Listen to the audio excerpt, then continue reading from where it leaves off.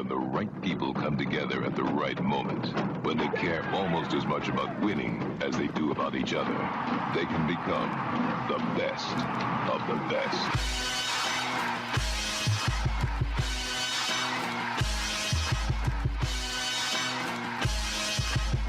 Welcome to the best soccer show, the best soccer show in the whole world. Here we go. It's the best soccer show. Jason Davis, Jared Dubois, wearing one of the finest T-shirts I may have ever seen in my entire life. That is glorious, sir. What can I just say? Thank you. Is that Carlos Valderrama? It's El Pibe. El Pibe, Colombian superstar, Carlos Valderrama. Carlos Valderrama, a guy whose hair was probably bigger than his career, but he was still incredible. Like, that's saying something, right? When your hair means like that much to people, but you're also that kind of player. Who's second place all-time soccer in hair? Ooh, is it Beckham for all the different kinds of hair he had? No, I think his hair was like its own thing, though. No, but I think that's the opposite. Like, I think you get punished. I think you get demerits for changing your hair so much. When it's that glorious? El Pibe, he didn't change it. That was his hairstyle. That's who he was. That's what you knew. So, like, for example, I don't know, let's throw out a Ruud Gullit situation, right? When he played. The dreads were the thing, right? I may have the next most iconic haircut. The R9, just the front, shaved in the back, but just at the front. God. What do you call it? The shovel blade? I don't know what you call that. I will say we've had Arturo Vidal with the mohawk. We had some guys wear some pretty intense haircuts, but nobody has gone out of bounds quite like the original Ronaldo went out of bounds with that haircut. Like that was bad. I don't know about bad. See, that's the thing. It was bad. Okay, look. I think it's bad, but that's subjective, right? I think that's subjective. Do you think Ronaldo's game was really impinged? No, what I think is that I am at such a level, I can rock anything. I think there was a bet in the Jogo Bonito bus that said, I bet you I can still be the most beautiful player on earth despite having the worst haircut on earth. Right. Well, he also had the gap tooth thing going on. There was a whole lot going on with Ronaldo. The waist size. Oh man. Well, what is his bad with player, but I mean he was never a thin player. Yeah, back then he was fine. All right, we are live here on a Thursday. Thank you for joining us. Your chat, your comments are very much welcomed here on the Best Soccer Show. So you true patriot. I just saw that. That's what I am. Why would you question my lower third situation? I forgot you're the soccer eagle. I am the soccer eagle. I'm fly, not, Jason, fly. Today is very bird themed anyway, because we're going to talk about Concacaf's new mascot. Do you want to dive into that? We can get to the roster. The roster's coming. Wait, the region has a mascot? This is the new mascot. That's some whitewashing right there, by the way. There's only like 2 countries in the CONCACAF that are white. Why they got to have a white mascot? That's interesting that you point that out. I had not considered that. I will give you your first J. Rodius of the evening for that. J. Rodius.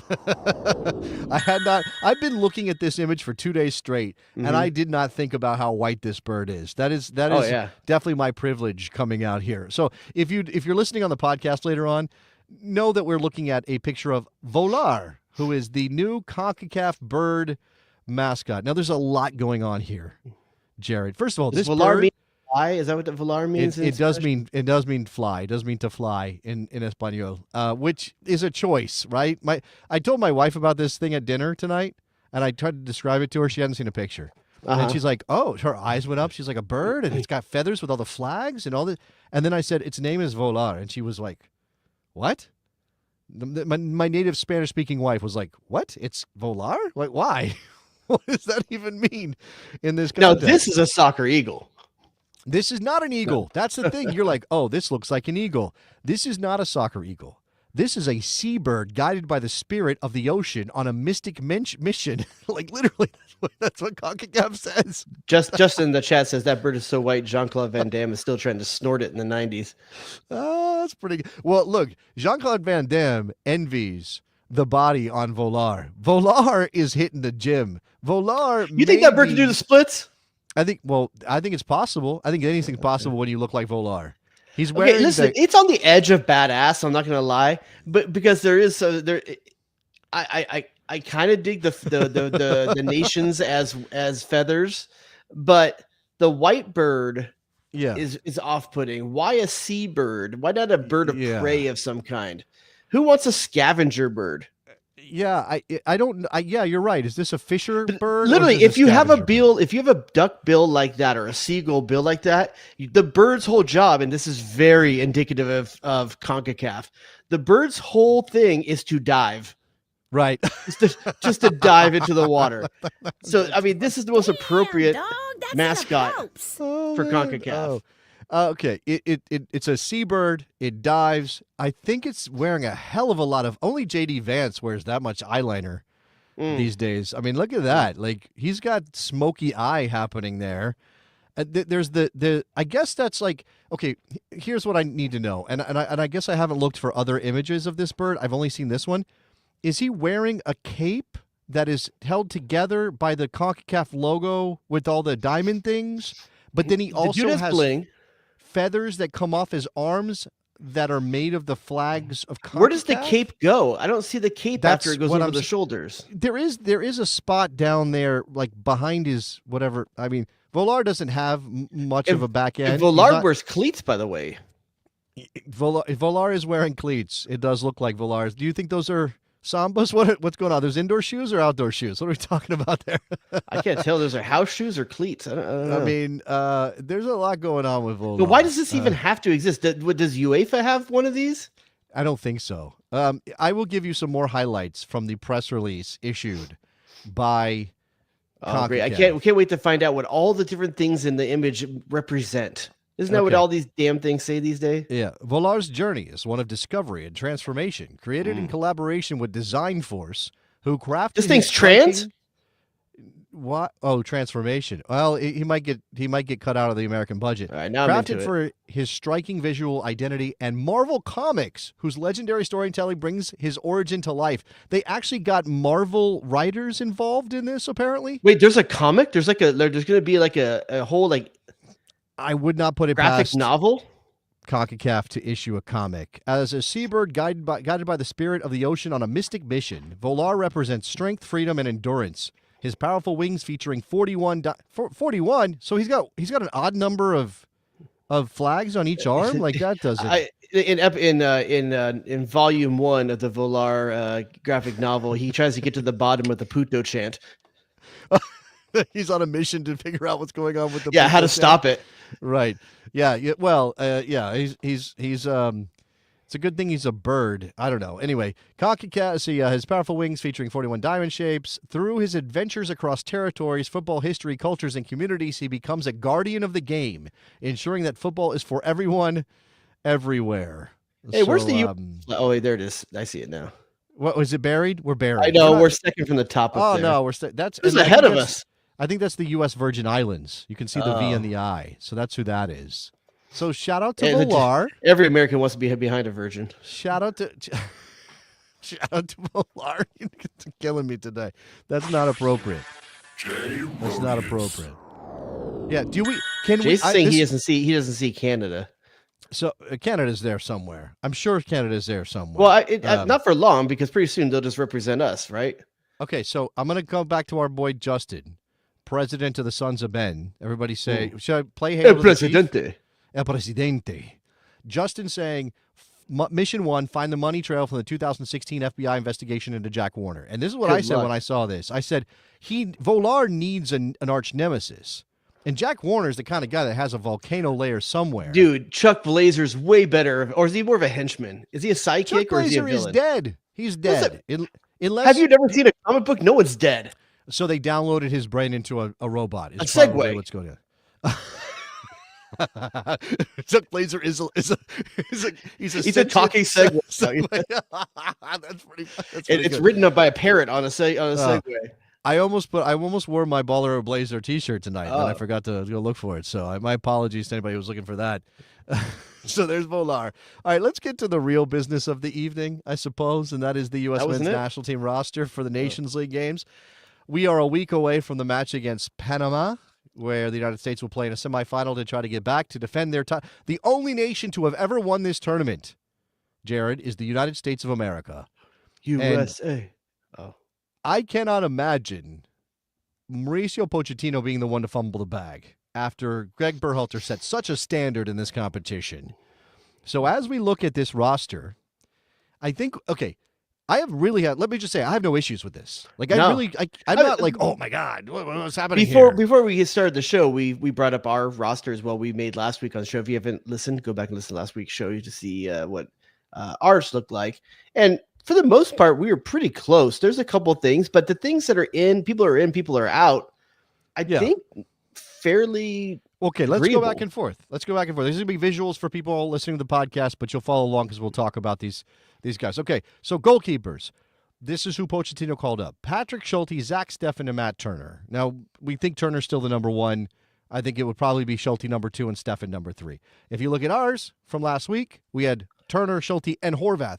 Probably a flip of the coin. If you had told me to put money on matching Pochettino's, I would have put Steffen in over Horvath. Really? But I just personally don't like Steffen, so that's why. If you were trying to match Pochettino, you would have picked Steffen because you think of experience matters more? I think he'll rate him and want to see him. I mean, at the end of the day, Pochettino's going to value the fact this is a former EPL coach. I think he'll value the fact that Steffen had legit minutes in the EPL. Want to see what that looks like. All right, I guess that's fine. Again, goalkeeper is not where anybody really spends a lot of time worrying too much. We're worried about our need to. If you were going to say something about what Steffen does bring to the table, despite the fact he is too overly confident in it, he is the best with his feet of those three. Yeah, look, I think he started well to the season, whatever that small sample size actually means. I'll leave that to you. Defenders, Concacaf. Oh, by the way, I saw that our girl Morgan is here tonight. So shout out to Tom Ott's in the chat too. I haven't seen Tom in a while. What's up, Tom? Yeah, shout out to our people. We appreciate all of you. And Morgan loves it when we say Concacaf. Oh, good chance right now in the early part of the show, instead at the end, to plug the Patreon if you want to see more of these folks. Oh, absolutely. Please go to patreon.com/thebestsoccershow if you want to hang out with our people, with our besties in the Slack. And I got a good. We just did a snake draft too of MLS teams for the season. We had 11 people. Each of us took 3. Yeah. Who do you think's doing better between the two of us? We should do a little bonus at the very end. Maybe it's a 10-minute bonus on that draft for people. Break it down. We'll hang around. I'll end the show and then we'll find a way to do that. Fair warning: I will be eating my dinner while we do it. Okay, that's tradition on the bonus show, which we need to get back to. All right, so the defenders: Concacaf, Marlon Fossey, Mark McKenzie, Tim Ream, Chris Richards, Anthony Robinson, otherwise known as Jedi, Joe Scally, and Austin Trusty. And I'm going to go back and flip over to our picks from last week. We threw fullbacks and center backs. Yeah, we had Jedi Robinson. We had Joe Scally. We had Marlon Fossey. We had Ream. We had Richards. We had McKenzie. We had Trusty. We did not have Cameron Carter. I'm sorry. Cameron CCV, as he is also known. Do you have any issue with that? Do you think Robinson what's the reasoning you can imagine Pochettino would pick CCV over Miles Robinson? The only thing I can think of is if you want a more physical presence, and when you look at the players there, I don't know. I think it's familiarity. Like I think because he and Trusty know each other, and Carter Vickers as a pair. I really did because I don't think they're the starters. If you're being honest, Miles Robinson, he got a lot of a look at Miles Robinson over Camp Cupcake and even previous cycles. But I think Miles Robinson did well for himself over those games. So I'm a little bit surprised from that standpoint. So I'm not quite sure about that call. Me personally, I'm not a fan of Cameron Carter Vickers, but you can't say he's not playing well for Celtic. Yeah, I also think so. You're mentioning Camp Cupcake. Sorry, the January camp. Let's be respectful to all those gentlemen who represent. Because why is it disrespectful? It's just what it's called. It's not about them. I don't know. It kind of feels like you're diminishing the importance. I'll tell you what, you can take the high roads because sometimes you have to talk to these people in person. I never will. So it's a frilly cupcake. You're aware of I have those opportunities? I didn't know if you were aware of. Well, you just stalk them, right? WNBC. Yeah, I just go to various places and stand around waiting for players to show up so I can talk to them. All right, so what I was going to say though is if he called up we'll get to the players from the January camp who did make it into this team. If he called up those players but did not call up Miles Robinson, it would stand to reason that he didn't think Miles Robinson looked all that great in the January camp. Potentially. Right. I mean, or maybe he just does rate CCV above Miles Robinson. I think those in terms of there's reason to think that because this is for real. This isn't a friendly camp or anything like that. This is for a trophy. So he's bringing the team that he feels is strongest, not players he just wants to get a look at or something like that. This is the 23 players that he thinks that gives him the best chance to win.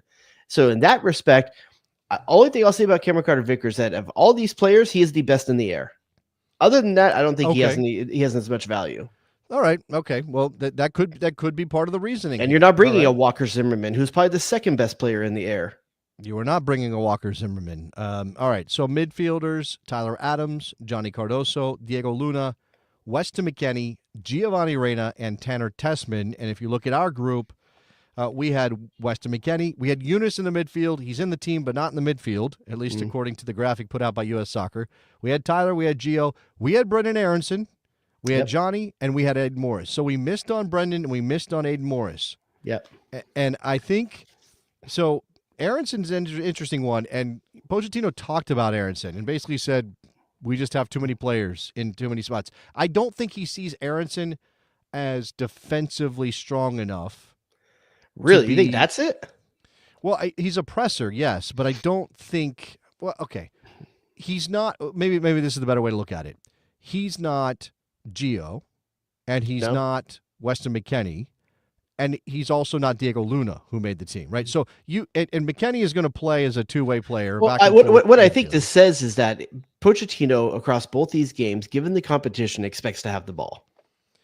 And yes, because he expects to have the ball, what yes. does Brendan Aronson give you if you're in a possession-oriented team that has to break down a defense? Right. Yes, that's Gio and Luna are much better suited to that job than Brendan Aronson is. Absolutely. If you're playing the Netherlands or England or something like that, maybe you're bringing Aronson because at some point you may need the legs to chase down or something like that, or protect a lead, or who knows. But I just don't see in this case, he needs options to break down bunker defense. And I think that's the way Panama is going to come out. Maybe not so much Mexico, actually not at all Mexico, but in this first game. I'm surprised you are disrespecting our neighbors to the north so easily and dismissing them. It classically has been Mexico that faces us in the final. Perhaps Canada will do it, Okay. But I don't know. It could be either one. No, I definitely think that's it. And maybe, again, I think we picked Aronson because of form. I do think he's playing well. He's a bubble player every single time a team is called up. Like, he's just a bubble player. Playing well at Leeds, but maybe not suited for this challenge, as you said. I do think it's interesting. Okay, so if you look at this midfield, the one that Pochettino called up, you can see starter and backup straight through. It's super easy. Yeah. It's Tyler Adams and Johnny Cardoso. That's 1 and 2. It's Gio Reyna and Diego Luna. That's 1 and 2. It's Weston McKennie and Tanner Tessman. Yeah, that's great 1 point. And 2. Yeah. Now, Tessman over Morris, I guess that's just preference. I don't know if it's a level thing. Tessman's been playing pretty well, but Aiden Morris, obviously, and injuries are part of the story for everybody. Like, where is Aiden Morris in terms of his relative fitness and health compared to Tanner Tessman? I think that's maybe part of it. Tessman is, I don't know if better athlete is the right word. Jared, what do you think? He's bigger. I'm not sure. I'm not sure if that matters much in the midfield. I mean, at the end of the day, this is a preference pick. You have in Aiden Morris and Tanner Tessman. You're not really getting anything wrong by choosing either one of them. I think at the end of the day, Pochettino has something in his mind that he feels one gives him that the other one doesn't. And so he's going with it. It could be as easily as, like you said, Aiden Morris recently came back from an injury, and maybe he's just giving him some time to reestablish himself and get his full fitness. It could be any number of things, but at the end of the day, if we win or lose the Nations League, it's not coming down to this pick. No, that's probably true. That's true. But you have to think about this as contingency, and you want to still have the absolute best option that you can if something happens. Now, I want to spend time. Nicholas Murray is shouting out Diego Luna, former USL player. Let's just mention that. I want to talk about Diego Luna and I want to talk about Gio Reyna. And obviously those two players are most like for like if we're talking about position and where they would fit in a team that plays. Now look, there is obviously a possibility of a three-man back line here with wingbacks, and we'll get to that.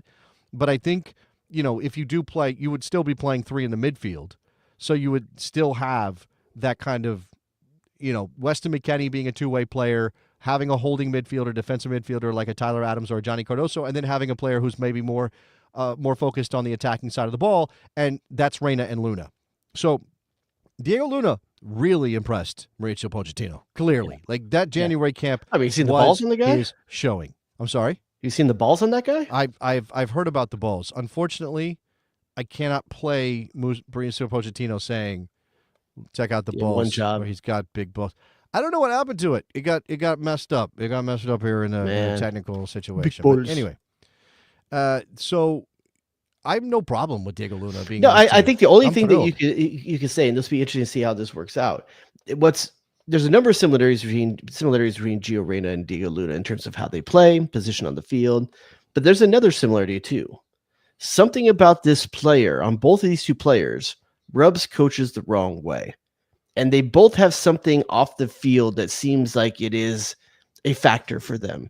When you think back to the Olympic roster with Diego Luna, 3 different coaches at Dortmund that don't seem to want to put Reyna in their plans. There's something about both these two gifted midfielders that the U.S. needs to be good. That there's something out there that is just off for both of them in terms of either between the ears or off the field. And I don't know which one it is. But they both need to work on that. So it'll be interesting to see as Pochettino gets a good long run with both of them, how his stance on them change. And he's been very honest with Gio Reyna so far too. Things have to change. Like we're bringing him in because of his skill set, but something has to change with this club team. We get wrapped up, and I do think Pochettino does not want to project the image that if you are not playing at all or playing very little with your club team, that's perfectly fine, and we'll call you up for the national team every single time the games come around. I don't think he wants to put that out there, but he's also a guy who understands his job is to win soccer games. And I do think we got a little too much into, at least in terms of Berhalter's leadership, and it's been true for a while. Yeah, projects, development projects. Yeah, we got to call this guy in to bring him along, or we're going to pick a team. And that's a club thing, At the club level, you can do that. I think it's just about picking the best 23 players for the way you want to play and trying to win the game. Now, you could argue that you are handicapping yourself by calling in a player like Gio Reyna who does not get consistent minutes with his club team, and that's going to mean he's not sharp.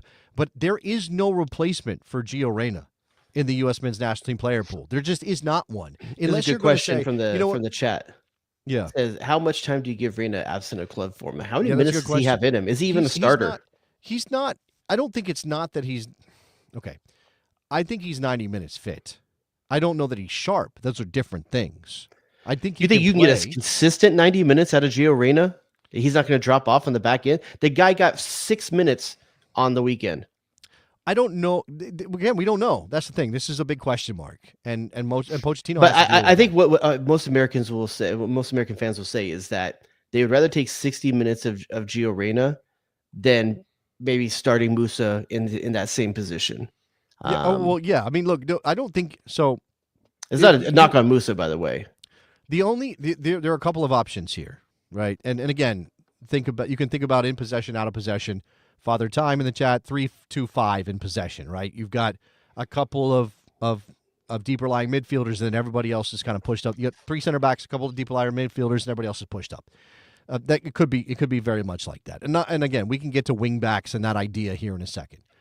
But I think your only real options, if you're not going to play Gio Reyna to start, are to throw out.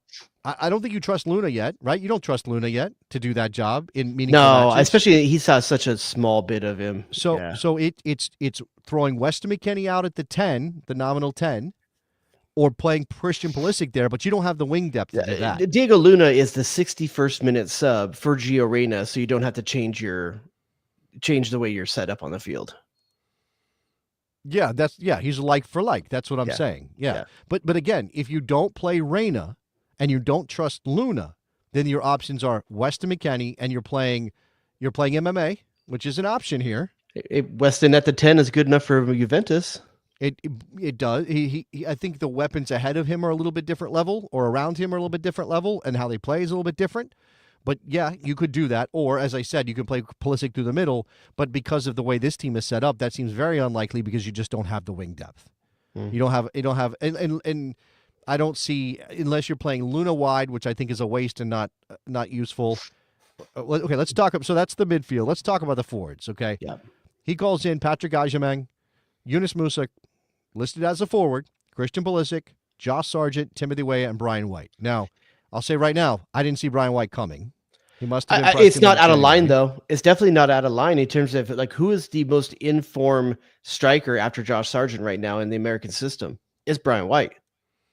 That is right. I mean, there are the anti-MLS brigade will say there's no way he should be in this team, period, no matter what's going on with the striker pool. Sure, but at the end of the day, to be able to at least call a player on the field that is confident right now, I don't think Agyemang is. Well, despite looking decent in the January camp, Brian White's a more confident and established striker than him at this point. Well, Brian White's 29 years old and has a lot of professional experience. Agyemang's 24 and has barely any. Yep. So I think I still think he's right to bring Agyemang too, because at the end of the day, that's probably the most physical target you can put up front. Well, it's interesting that he chose to bring 3 clear center forwards. Now, we've seen Sargent flare wide at Norwich. That's unlikely in the national team, but it's possible, I guess. But Agyemang, Sargent, and White are all center forwards. Those are center forwards. There's no other way to look at them. Again, listing Musa as a forward seems to indicate to me that if he uses Musa, he wants to use him as a wing player. Yeah, and Agyemang and White, by bringing both of them, you've given yourself 2 different looks at striker based on what the game is giving you. Whereas Brian White is going to be a fox in the box poacher of a finisher, and Agyemang, if the game is more open, you're going to want to bring Agyemang in late in the game because he's going to be a guy that wants to get in behind defenses. Yeah. So I will also point out, and I think this cannot be underrated or overrated as a factor in how you think about what's going to happen. These games are at SoFi Stadium, right? We're playing at SoFi Stadium. Eric, the final. I don't know. Is the semifinal there as well? I know the final is. Okay. So this situation where you're playing games at both games at SoFi. Okay. You're playing SoFi Stadium, which is famously very narrow for soccer now and is needing to be widened for the World Cup. Yep. Do you think that has anything to do with player selection and how Pochettino pressures? Because you just don't have the room to play with. I mean, again, this is why maybe I think it's going to have more to do with the formation he puts out there. I don't see him playing a 3-5-2 on a narrow pitch. I don't. That's what I'm saying. Like, oh, look, this kind of looks like you could play with 3 center backs, and then you play a 3-5-2, or you again in possession 3-2-5. But if you don't have, you simply do not have the room on the field, and Panama can just. I think the narrow field helps the U.S. from a defensive standpoint, but I do not think it helps it from an offensive standpoint, because on the offensive side, in Christian Pulisic, the best player you have on your team, you have a guy who wants to cut into the middle. On a narrow field, that middle is going to be way more gummed up. He's not going to have that room. So you're almost going to need Jedi Robinson to unlock with crosses and getting into the end line. But on the defensive side, Weston McKennie and Tyler Adams in tighter passing lanes, they're going to win a lot of balls.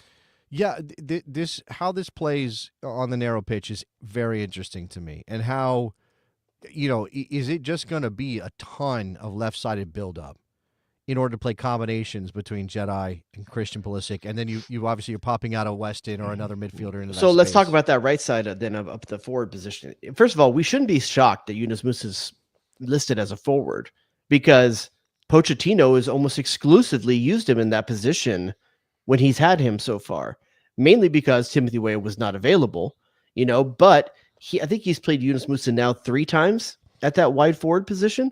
So he obviously rates him at that spot. Yeah. So it does come into question on, next week when the semifinal starting 11 comes out, is Tim Weah on the bench and is Yunus Musa his guy, or is Yunus on the bench? Yeah, I mean, because I don't think Timothy Weah is playing right back in this. I don't think. No. I don't think so either. And it consistently gets thrown out by people. Hey, you know where he plays at Juve? He plays right back. Why wouldn't he play right back for the United States? We don't have Sergiño Dest right now. your options are Scally or Fossey. I don't see why. I'll give you the number would one do that. reason why he doesn't, because they will burn a 3-man back line, but it's going to be because Jedi Robinson is constantly pushing into the midfield. Yeah, think of if we rolled it if we did a clock wipe right here or something like that, where it's like when we last saw Jedi Robinson with the national team, he was in the midfield almost exclusively when we had the ball. He was not even wide in the midfield. He was narrow in the midfield. Yeah. So Pochettino has already shown that this is probably the way he wants to utilize Jedi Robinson. So that's how he's going to get involved in the attack, most likely, which means Joe Scally is going to be sitting at home securing that 3-man back line. All right, let me go back to the chat because lots of people throwing out their thoughts on this. Let's go to Rozilla the Thriller. Great name. Weah might be the 9. Not with the way Josh Sargent's playing. Not with the way Josh Sargent's playing. Well, I just don't think that this is this thing where Tim Weah feels malleable. And I mean, lots of these guys are playing all over the park. Weston McKinney's playing all over the park for U of A. Yunus Musa is playing all over the park for Milan. Like these guys are, they're utility players on some level. But I don't know that you go, hey, I've got Josh Sargent in great form. I've got Patrick Agyemang, who I like a lot. I've got Brian White. And you know what I'm going to do? I'm going to throw Tim Weah, who's never played at the 9 for the United States, or at least not recently, not in the last couple years, and does not play at the 9 for his club team, and I'm going to throw him out there and have him be the 9. I just don't see that. Yeah, me either. And I don't see, I honestly, I think Tim Weah starts, Musa will start on the bench. That's my feeling on it. But at the same time, Pochettino like I said, he has shown that he rates Yunus Musa at that position. Yeah. So I don't know, but at the end of the day, I think Musa is going to end up being the odd man out. Yeah, this is one of those situations where the lack of depth at the and again, narrow pitch, how much that is affecting thinking. I mean, there's just not a lot of there's not a lot of options. But he didn't bring Zendejas, who I will finally mention because we talked about him and didn't include him, but he's not in this team. Alex Zendejas is he is the second most informed winger that we have. Yeah, whether or not he's ever been super effective on the wing for the United States men's national team, I think this is a question. Fair. And I don't know that it does not seem that Pochettino is convinced, because if you're going by form, right, we're making this argument that Sargent's got to play the 9. He's the best. He's the most informed striker. Alex Zendejas is in better form than almost anybody else in that attack, outside of maybe Pulisic, who's had had a good showing last weekend. Like, I don't see anybody else. It's like, I got to get him on the field. Gio, no. Diego Luna, no. Tim Weah is playing right back. Again, we're talking about center forwards otherwise. So, yeah. Why is Alex Zendejas the odd man out? Why is his profile too similar to somebody else's? And you just don't have room for that. The only thing I will say is that if you're going to see Tim Weah in some kind of right back kind of formation, it's going to be in the Panama game, because at the end of the day, by putting Joe Scally in there, you are basically conceding the right side of your offense. I mean, Tim Weah or Yunus Musa will be up there as an option for Gio Reyna to unlock or something like that, but you truly are conceding that you're going to be centrally and left dependent through the most of the 90 minutes. Yeah, I think that's right. You could take that risk. Well, you could take that risk in the Panama game and put Tim Weah in there. Obviously want somebody there on the weak side. Or even Fossey. When the switch comes or when the cross comes, right? Panama is focused on shutting down Pulisic and Jedi Robinson. They're throwing numbers to that side of the field, and you get a far post run. You get a weak post runner. You want somebody who can make that count. Yeah. Like, is it Musa crashing? Who do you trust more in that situation? I trust Weah much more in that situation than I do Yunus Musa. I'll say this as well. There is an argument, we have not talked about that, maybe Marlon Fossey gets the Panama game, the game where you want more width and you want someone doing overlapping runs. That's one thing he does very well, is overlapping and pulling a defender out wide and creating space for Weah or Musa to cut in. If you're being honest, you may be able to take that risk against Panama defensively. And that keeps Joe Scally fresh, doesn't have to worry about recovery for the Mexico game. Or Canada. So let's come back to the roster then. Like, just in terms of trying to figure out what the starting 11. Look, you have to beat Panama to get a chance at the final, right? So you throw out a team strong enough to beat Panama, right? And Panama's not going to roll over for you. That's definitely not going to happen. Do you remember last time the U.S. played Panama? I think they lost, didn't they? there was a friendly back in October. Oh, it was October? Then they won. In Austin, and they won 2-0. Yunus Musa scored in that game. Ricardo Pepi his first ever U.S. goal, I believe. That might be right. He was player of the match in that game and started as a right wing back. Mm-hmm. No, he was right forward. He was right wing on that. Well, okay. The way it played in possession, it's more like pushing players up. Who is on the right side of that forward line? The way it's listed is a 3-4-3. It probably didn't play that way the whole. But of the three up top, who are the three up top listed? Pulisic, Sargent, and Aronson. Yeah, I think Aronson was way more in the midfield in that game. Yeah, he would have dropped into the channel, and Musa would have pushed out wide. And yeah, that makes a lot of sense. And it could be something similar to that. Where was Robinson listed in that? On the left side defense or in the midfield? He was listed in as a wing back in a midfield 4. He was listed as a wing back on the other side, with Busio and Aiden Morris as the two holding midfielders. Yeah. So and that was effective. Jedrick Robinson was extremely effective in that role. I don't know that Panama's going to get caught off guard with that, because I think everyone was surprised to see how Pochettino chose to use him in that game. And that might have been why it was so effective. I don't think Panama will fall for that twice. I don't know that they have the ability to really overcome it either, but they're at least not going to be surprised by it. No, it's probably true. This again, Panama will never roll over. The United States should be pretty strong favorites to win this game and move on to the final. But you never count your chickens before they're hatched. You never count your Volars before they hatch. That's right. Do they hatch? Do Volars hatch? I don't know, dude. That dude looks kind of asexual. Was there a mama Volar sitting on an egg somewhere? I don't know. The question is the avian head and wings, which dictates the sexual reproduction system? Avian head and wings or the humanoid torso and legs? Is this an island of Dr. Moreau kind of thing? Like jamming parts together of different animals? Like, is that what we're talking about? Okay, don't say things like you're all for jamming parts, please. That's how Volars are made. This is only for the video show. Shout out to Connor. I think he's right. I think that's true. I mean, Volar has his choice of many species. I think is what we're of all 41 nations. Of all 41 nations, my man gets around. He's a jet setter. There's definitely no. We're not ascribing any one manner of sexuality. Can you bring the Volar picture back up real quick? Volar is the kind of. Do you think in the comic book that medallion, the Iron Man like medallion, has powers of some kind? And if so, what is the power? Logo. It's the Concacaf logo. I know, but it's obviously like an Iron Man-esque, yes, like medallion in the middle of the chest. It is supposed to. What happens? Yeah. Does the ball shoot out as a missile? I don't know.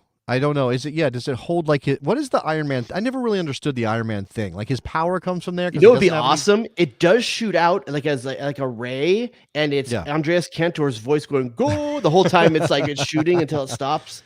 Right. Yeah. Definitely something like that. Volar's debut will unfold through multi-channel activation. By the way, there will be an immersive gaming experience. Wait, virtual or physical? While Volar's presence extends across multiple platforms, Concacaf has partnered with the leading metaverse media company. Oh no, GameFam, to have Volar take flight in a digital-first experience. GameFam, isn't that dude that's on Doge? That's probably one of the dudes on Doge. His name GameFam. That's his handle. To have Volar take flight in a digital-first experience within Super League Soccer on Roblox. Oh, so my kids will finally be interested in my favorite sport. Yeah, my kids are bracketing Roblox right now. One's aged out and the other one's too young. So I'm not going to get I am a little disappointed that there's no illusion of a six-pack on Volar. Well, yeah. What kind of Marvel superhero doesn't have a six-pack? Why? But his claws and calves are monstrous. Are those calves though, or is that just the feathers flaring out to make it look like the calves? The A is. I mean, weird thing is, do you have feathers and then you have a human foot for a cleat? That's a good question. I don't know why. And he has hands. He has human. So many hands. Questions about Volar. Yeah, Volar is a mystery. Absolutely a mystery. And again, I'm it's just like afraid. Thor fucked a seagull. I'm just afraid that this is exactly what you're saying there. Like okay, this is going to be a reference, and some of you are old enough in the chat tonight to know what I'm talking about. Jared, do you remember Howard the Duck? Yeah. This is Worst Howard movie the of all Duck. time. If Howard the Duck went to the gym and took a bunch of roids, It does have this is Howard the Duck vibes, yes. That's what, and Howard the Duck was creepy as hell. Yeah. Creepy. Making out with Marty McFly's mom in that movie. Marty McFly's mom. What's her name? Caroline or no. She played a character named Caroline in the city. Yeah, no, but it's come on.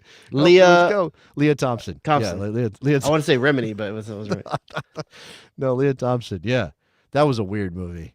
I believe Howard the Duck was a comic book character. I don't remember what company. I like this from Aaron. Volar looks like he'd be on a Mexican candy wrapper.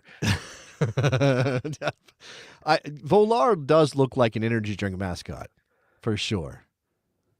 What else? What else we got? I don't know, man. Like it's just I can't. I honestly am. This is it. Connor says Howard the Duck banged the Rock, and we got Volar. That's what that is. I'm hesitant to say that because he's so white. That's why I said Thor. You're right. Well, but see, Howard the Duck's genes cancel out the melanin. So the Rock's what I'll genes. say is this is a very Latino-inspired image. And what's kind of messed up is that we have probably 12 at least Caribbean nations in CONCACAF. Their involvement is this tiny little palm tree island in the corner. No, that the whole thing is Caribbean. You think so? Centered. Yeah, I think so. Well, I mean, I think the idea that he is a seabird comes from the fact there are so many island nations in CONCACAF. I think this is, again, you mentioned the palm trees in the background there. Now, I need to know if Volar's going to drop a reggaeton album, because I need to know if Volar's at Carnival right now. Is he going to do a collab with Bad Bunny? That would put him over the top. Now, I know that would have been a halftime show for the Nations League right there. I mean, I would prefer Volar and Bad Bunny to Will Smith, but we're getting Will Smith. When's the last time Will Smith put out an album or a record? Has he been doing that and we just didn't know? We weren't paying attention? I think Jazzy Jeff hasn't been available. I mean, I don't know. Will Smith too busy slapping people on stage. What do you think? Okay, he gets 3 songs at the halftime, 3, 4. What do you think he gets? Man, yeah, it's a medley of 3 or 4 songs. Right, okay, so what are the 3 to 4 Will Smith songs do you think are going to be? I mean, that's like maybe he's got new music. He's going to throw a curveball, and you can't throw out new music at the halftime of the Nations League, and no one even knows what it is. I bet you that's why he's doing it. You know how esteemed the Nations League is? That's why he's doing it. That's why. Okay, sabes. Let's go. I mean, all right. So let's throw new vibes out of it. What 3 to 4 songs do you think he pushed out there? I mean, getting jiggy with it. You can't do Welcome to Miami. You can't. I don't think you can do Welcome to Miami. You can't. It's one of the biggest songs he's done. You can't do Welcome to Miami when you're in Los Angeles. It makes no sense. I don't. Oh, but can you do Summertime in March? He's not going to do Summertime. That's one of the best hits out there. LA is going to be sunny. Here's the thing. Will Smith had. He has way too many scenario-based songs. He could do Wild Wild West. Wild Wild West. He can do Wild Wild West. He can do. So we got to get jiggy with it. Wild Wild West. Parents don't understand. If he does the theme song to Fresh Prince of Bel-Air, I'll be happy. He could do Men in Black, I guess. He could do Men in Black. It would be awkward for Volar though to be out on stage when he does it. Now, see, look, I don't hate on Will's rap career because he was in the very early stages, right? He's just making his thing. Hell no! I think the early part of his career is the best part. No, but that's what I'm saying. Like, he was a guy who just, in the early years of that. I mean, remember LL Cool J just don't understand the Summertime. That's the golden years. But since, once he became a movie star, everything was commercially focused. It was a theme song for a movie. It was never. Yeah, how did he not get a track on the Independence Day soundtrack? He was still young. Like, he was still early. He wasn't the star of that movie by any stretch. I wouldn't call him the star of that movie. He was the lead. You call Will Smith the lead in that movie? Who was the lead? Jeff Goldblum was the lead. Jeff Goldblum was the lead of that movie. I absolutely think so. I need the chat to back me up on this. I think the lead is the guy that punches an alien in the face. He was the coolest, but he wasn't the lead. And that's funny because Jeff Goldblum's pretty cool. But no, he wasn't the lead. He was the sidekick to Jeff Goldblum. If you want to say Randy Quaid's the lead, go ahead. No, you can say Randy Quaid was the lead. The president was not the lead. Yeah. Bill Pullman was not the lead. Pullman. You almost said Paxton, Paxton Pullman. I was you were right. Pullman. Though. You were right. It's you were right. Pullman. Pullman was not the lead. He was obviously Lone Star. Yeah. This is Nicholas Murray. You're just a beat late because we pulled it. It's Bill Pullman. That's right. There you go. All right. So we're saying Man. Getting Jiggy with It. We're saying Wild Wild West. Are we saying Men in Black? He doesn't have a lot of hits. Yes, he has like does. 5. No, but his hits are scenario based. That's the problem. One of his biggest hits has a name of a city you can only play when you're in that city. Yeah. One of his other hits is seasonal. It's summertime. You can't play it in the winter. I didn't know Will Smith dropped an album in 2005. I think I just blanked on that. All right. Do you want to know what's on his greatest hits album, which came out in 2002, by the way? Parents don't understand. That's what's on there. Girls Ain't Nothing But Trouble. That's from 1988. Yeah. Parents Just Don't Understand. Yeah. A Nightmare on My Street, which he's definitely not doing. Wait. Will he do the Fresh Prince of Bel-Air song? Because he's in I just LA. said that. Did you space on me saying I I want don't him to listen do to that? you most of the time. I'm thinking. I know. So the Fresh Prince of Bel-Air is on his greatest hits album, as is Summertime. Just Cruisin', which I don't really remember. Is it spelled CROO or something like that? No, CRUISIN. No G. Men in Black, Getting Jiggy with It. He does that one. He does Getting Jiggy with It. Yeah, for sure. He leads with that. Nah. Yeah. Miami, Freakin' It from Millennium, which I don't remember. Will 2K, also from Millennium, which I don't remember. Wild Wild West. Yeah. Nod Your Head.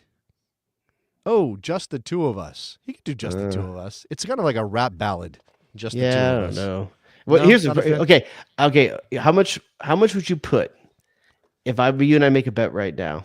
Yeah. An appearance of one of his children on stage.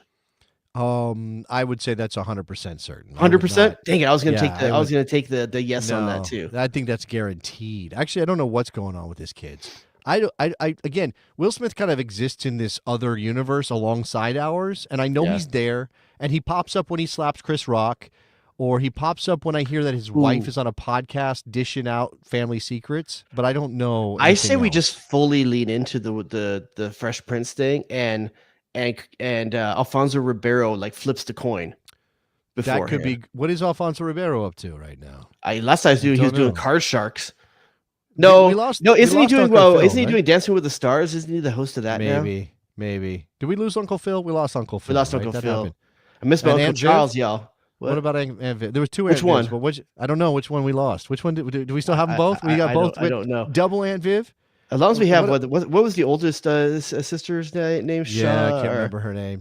She went and did a talk show in that show, right? Like she had a talk show for a minute. The younger sister's hot. Okay, are you allowed to say? Is that how? Was that I one of was those the things same. But so that's what I'm saying. Like, are you allowed because you were watching it when she was like in life? She is a minor. Okay, you're saying okay. Yeah. All right. Okay, how about this then? Would you take the bet, yes or no, DJ Jazzy Jeff is on stage? Well, it's been pointed out in the chat, so shout out to several people, including Nicholas Murray, that Jazzy Jeff produced the theme for the 2026. This is the... What exactly... Somebody explain what's going on here. Because is it like the walkout song for the Union or something? What is it? No. I think it's for the World Cup. Is this for the World Cup? Is that what we're talking about here? Like people are... and I don't know what Jeff's production repertoire looks like recently. I'll tell you, it's jazzy.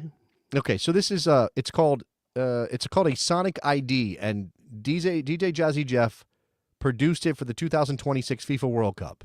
This was just announced today, as a matter of fact. He's definitely on. Okay, so if you have to take one, I have to take the other. Are you taking Kid will be on stage, or DJ Jazzy Jeff will be on stage? And I'll take the other one. Wait, hold on. Oh, most likely. Oh, I think Jeff's a better bet than the Kid. I think the Kid is likely, but I think Jeff is 100%. Okay. Come on. Jeff's 100%, right? Especially if he's already got a soccer connection. I didn't know about the soccer connection. So, yeah, that does kind of tilt the scales in his favor. My man Fred is saying he was in a song with Nicky Jam. I don't know who he's talking about exactly right now. I'd like to find out. Hi, Jeff. I don't know. Jared, do you have any knowledge of Nicky Jam? I know the name. I can't remember why I know the name. He's a Puerto Rican. Was he a New Jack guy? No. He's a Oh reggaeton no, artist. I know why I know because Trump thought he was a woman. That's right. Because he supported him, and he right. said she is supporting it, and it turns out it was a guy. That's right. And Nicky Jam got He's Puerto Rican too, right? Yeah, he was born in Massachusetts, but he is Puerto Rican. Yeah, so that was a whole thing when he came out with that on the island of Puerto Rico, and I think I was down there when it happened, and my wife was like, "What?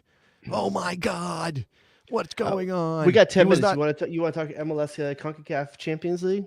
Sure, we can do that. How about we first of all, big ups to the Vancouver White Canada getting it done where the United States cannot. I'll tell you, I had the pleasure of watching them beat by Galaxy a couple weeks ago. They're legit. Watching that game, they have some really good components on that game on that team. I maybe he was more bark than bite in terms of his coaching. Obviously, we liked Vanni Sartini because I thought a lot of it came down to him. I thought they would be a struggle without him, to be honest with you. And they have not. And Jesper Sorensen has done a good job of making them effective this season. Like, we knew Ryan Gauld was good. We knew Brian White could score some goals. But yeah, they're looking strong. Veselinovic, I've always liked Veselinovic. I did get whistled for the handball that Sergio Ramos put away in that game.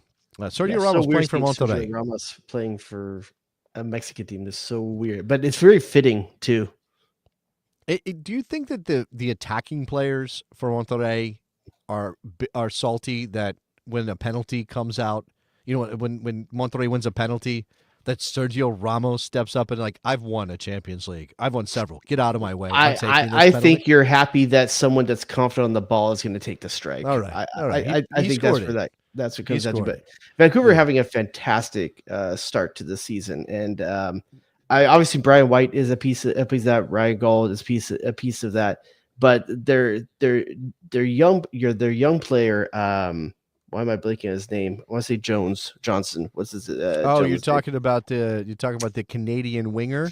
Yeah, and I think he's just got injured as well. Jaden Nelson, 22-year-old Jaden Nelson. Yeah, he's been a breakout star for them so far. And Sebastian Berhalter, where credit's due, just because his last name is that doesn't mean he's not playing well. He's having a very good start to the season as well. A very consistent force in the midfield for them. Yeah, I saw a Blue Sky posting. It says, if a Berhalter and Brian White get an away result in Mexico against a team led by Sergio Ramos in a knockout round, but the United States men's national team Twitter doesn't watch, did it happen? I just think that's funny. Yeah. Obviously, I think Berhalter, actually, the dad, Greg Berhalter, had to answer questions about getting booed in Canada because Chicago's playing in Canada this weekend.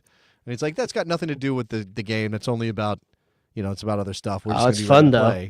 By the way, Miami up 1-0 right now at 87th minute. 87th. Okay, so that game's almost surprised over. That's only a 1-0 game right now. But they were up 2-1 from the first leg, and I'm going to guess that Lionel Messi did not start, and he did not. But with the away goals being such an important thing here, I was kind of surprised. But it's not even. Oh, he is dressed. He came on the 53rd. So Leo is playing. He was not in the starting lineup. Okay, I like Segovia, by the way. I think so. It looks like there will be 3 MLS teams moving on out of. No, sorry, 4. LAFC is moving on as well. Yeah. So, I think 4 teams out of what do we have 8 that were in the competition. It's not impossible that MLS does well. I do think the path is always difficult when you run into Mexican teams. And look, I it's not the away legs that are necessarily that disappointing. I mean, the way Seattle got beat was not great, 4-1. But if you don't take advantage of your home leg, that's what's going to happen. You're going to get beat in Mexico, and you're going to get bounced. And it's just, I know we can talk about the schedule all the time. It's the schedule. And Jared, if you have not seen it, The Athletic has their GM survey out, and the anonymous GM survey. And apparently, unanimously, they're on board for a calendar switch. And people are jumping into various chats and saying that people around clubs are saying it's coming. They're going to switch the schedule. That would change things a lot for the balance of power in this tournament with MLS teams and Mexican clubs. Or does it just remove a crutch that we've always been willing to lean on, and we're not as good? Well, we're going to find out though. There'll be no more excuses. Oh, it's the schedule. It's not the money we spend. right? Because I know Paul Tenorio went on his Blue Sky account, at least, after the failure of Cincinnati, after the failure of Seattle, and said, when is MLS going to figure this out? That you can't limit teams to spending only in a couple spots and expect them to go and compete against Mexican sides in this competition. And maybe there is something to the schedule, but if they switch it and MLS doesn't do well, well, then we'll really find out. I mean, clearly Vancouver was not awed by going down to Monterrey and playing in that building because they went toe to toe. Yep. With Rayados. 2 away goals in that's what won it for them. The 2 away goals won the tie for them because we still do away goals in Concacaf. I like away goals. I enjoy it. I think it makes teams come out and play. I don't understand why teams. I get it's gimmicky, but I like anything that forces a team to come out and actually not bunker in, away from home. Yeah, absolutely. Absolutely. I mean, Jesper Sorensen has no experience in CONCACAF. For him, it was just another. So of the 4 MLS teams moving on, Miami, LAFC, Galaxy, Vancouver, who do you feel is going to make the deepest run? Well, don't you think it depends on what the matchups look like in the I'm assuming they're all going to get Mexican teams. Okay, is there anyone as a matter of fact, no. Teams moving on? LAFC and Miami will play in a quarterfinal. That's unfortunate because those are probably the 2 best teams. Those are our 2 best hopes for MLS to win this tournament. As good as Vancouver's playing, I don't know that I buy stock in them at this point. I think they're just on a good run. It's a short sample size, whereas LAFC has been one of the class teams and even done well in this competition in the past. Miami is probably the most stocked team that MLS has ever put out. So we're going to lose an MLS team in the quarterfinal round. Then it's Vancouver against I believe Pumas has not finished that out. They play the second leg tonight just after we're done. So, but Pumas is probably going to beat Alajuelense, which means you'll get a Mexican team against Vancouver, and they have that's a long trip. That's a lot of travel, and it's even further because Monterrey is a lot closer. Well, not a lot closer. It's somewhat closer to Vancouver than Pumas is. I have to remember my geography of Mexico. Apologies if I got that wrong. On the other side, you got Club America facing off against Cruz Azul, Mexican team versus Mexican, Tigres, and the Galaxy. I mean, do you want to? It was good knowing y'all. I mean, I'll be happy that my team gets to focus, and I'm really stoked my team finally put out a victory last night, 4-1 win over Herediano. What I really like about that is McCarthy back in goal. I really hope that switch follows into the MLS season. This isn't just him getting minutes in a secondary competition. But at the end of the day, Greg Vanny played the kids. Everyone knows Galaxy has good homegrown products. They just end up going off other places because we buy talent so often here. Right now, with the amount of players out, Greg Vanny's having to play some of these young players. I think Harbor Miller's been looking really good over his first 2 appearances. Mm-hmm. I think Parente's playing well, even though that's not a homegrown talent. Lepley, who I believe came out of UCLA, played very well last night as well. They're playing some of these younger players, and they actually had some life in them versus the first 3 games of the MLS season where they just looked old and slow. Marco Royce is not a starter for this team. He can't be. He doesn't have it. Let him come in when the legs are tired. Let him move some the ball around. I do think you have to move on. By the way, it has just finished in Jamaica right after Lionel Messi added a second goal for Inter Miami. So they move on. Messi moving gingerly, but obviously well enough to score a goal. So congratulations to Inter Miami for moving on. So you didn't tell me which team are you taking to go the deepest MLS-wise? The winner of the LAFC Miami? Yeah, but I think it's probably I'm shading it LAFC's way, but I don't know why. I don't really think I have a sense of who's better. I think I will too, because I don't know that Messi's taking this competition seriously. I don't know how many minutes, if he's on a minutes restriction or anything like that. He's not playing a lot of these games so far. Maybe that's the level of the competition. Maybe it's the distance and travel and the field conditions.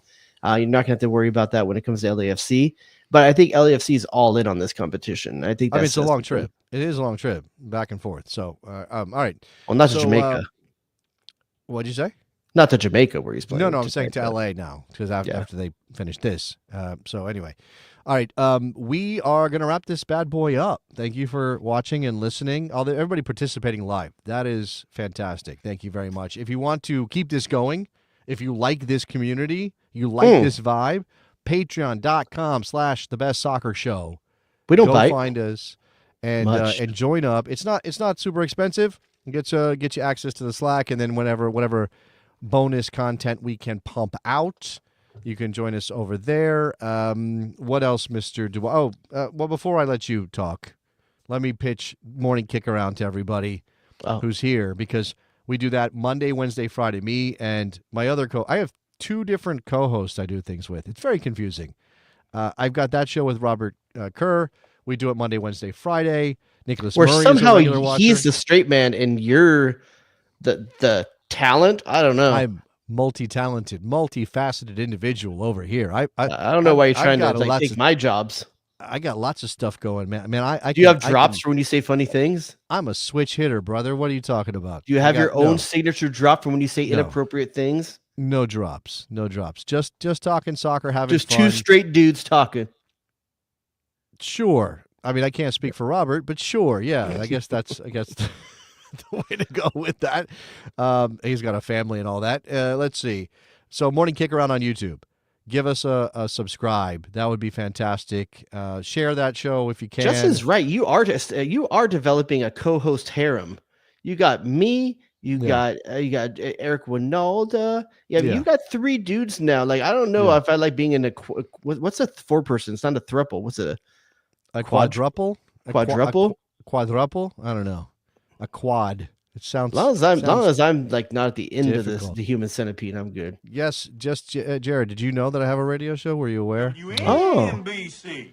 I've already done that one time. Congratulations. But just in case you didn't know that I have a radio show, I do. Signing a new contract. If you were thinking that SiriusXM was ready to get rid of me, nope. Sign a new contract. It's like the ink is dry.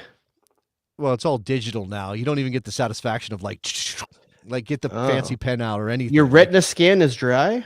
They still make you sign stuff when you go to buy a house. I remember signing a ton of documents when we bought the house. But when it comes to contract to be on the radio, they're like, can you do this through DocuSign, please? Can you sign this PDF digitally and send it back to us? Jason over here bragging about having credit. Okay, sure, yeah. Let's see. What else? Anything else? Yeah. That's it, buddy. Congratulations on your signing. Stuff. Well, thank you, and congratulations on that T-shirt and your the hair and everything else you got going on. Yeah, my barber gave me the Republican. I don't like it. We'll fix it next time. It is a little bit Mitt Romney, isn't it? Like I said Gates, but with the gray, it's more Romney-ish. Oh, you said that last week. Yeah, it's not. It's more Romney. Oh man, that means I got the mitt. That means something. All right, thank you guys. Thanks for watching. We'll talk to you hopefully next week. Stay tuned. Bye. Get to the chopper! Go to DEFCON 2. Can I get a manager? Can I please get a manager? Oh, it's incredible! What are we doing? Oh, baby! So feel respect for the Gegner. So feel respect for the Gegner. Duh and or hello. It was there. Oh, here we go, saucing them up. Hit him. What? Damn, dog, that's in a approach. Calm down, Greg. It's soccer. It's soccer. Who asked those questions? F off, Tom. You, Kendall. Don't talk to Tom like that. It's okay.